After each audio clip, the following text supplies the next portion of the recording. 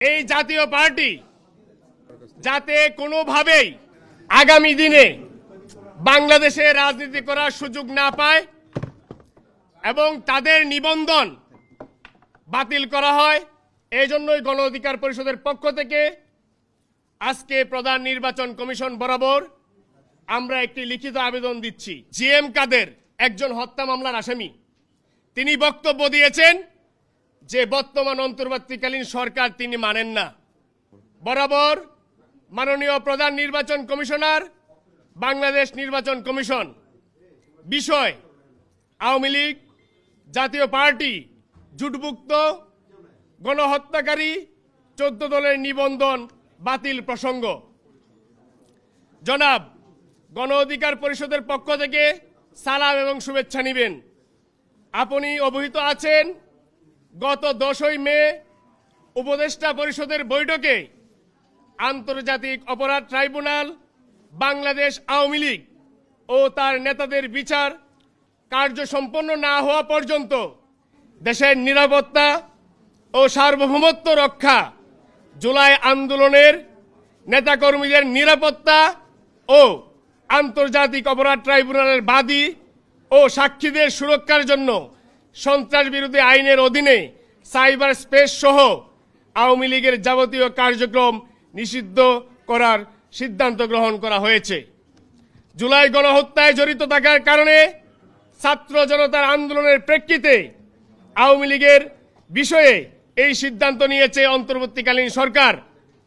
একইভাবে তাদের জোটসঙ্গী জাতীয় পার্টি 14 দল বাংলাদেশের নাগরিকদের উপর চালানো গণহত্যাকে পূর্ণ সমর্থন জানিয়ে গণহত্যাকারীদের পক্ষে অবস্থান নিয়েছিল।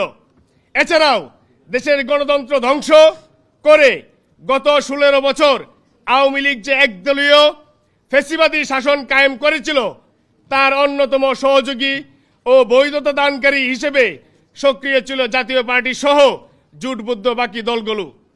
বিগত 3টি একতরফা নির্বাচন 14, 18 এবং 24 নির্বাচনে আওয়ামী লীগকে সহযোগিতা করেছে 14 দল এবং জাতীয় পার্টি। একটি গণতান্ত্রিক রাষ্ট্রে পরপর 3টি নির্বাচনে জনগণকে ভোট দিতে দেওয়া হয় নাই। গুম, ক্রসফায়ার, আয়নাঘরে নির্যাতন, দুর্নীতি, ব্যাংক লুট, দেশের সার্বভৌমত্বকে প্রতিবেশী দেশের হাতে তুলে দেওয়া, রাষ্ট্রীয় প্রতিষ্ঠানসমূহ ধ্বংস করা সহ বিগত 16 বছরে বাংলাদেশের উপর চালানো হয়েছে বর্বর আওয়ামী দুঃশাসনের সেই ভিত্তিকে শক্তিশালী করে বাংলাদেশের স্বাধীনতা, সার্বভৌম জনগণের মৌলিক মানবাধিকার হরণের মাধ্যমে তারা নিজেদেরকে রাষ্ট্রদ্রোহী দল হিসেবে প্রতিষ্ঠিত করেছে।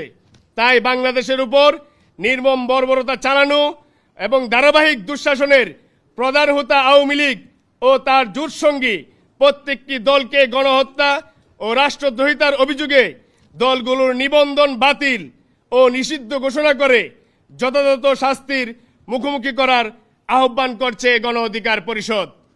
আশা করি দ্রুত সময়ের মধ্যে আওয়ামী লীগ, জাতীয় পার্টি সহ তাদের দোষরদের নিবন্ধন বাতিল করার প্রয়োজনীয় ব্যবস্থা গ্রহণের মাধ্যমে জনক্ষোভ দূর করে আপনার নেতৃত্বে নির্বাচন কমিশন প্রয়োজনীয় উদ্যোগ গ্রহণ করবে।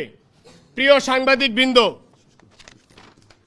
আজকে আমরা এখানে এসেছি মূলত এই যে জাতীয় পার্টি কিছুদিন আগেও জিএম কাদের একজন হত্যা মামলার আসামি, তিনি বক্তব্য দিয়েছেন যে বর্তমান অন্তর্বর্তীকালীন সরকার তিনি মানেন না।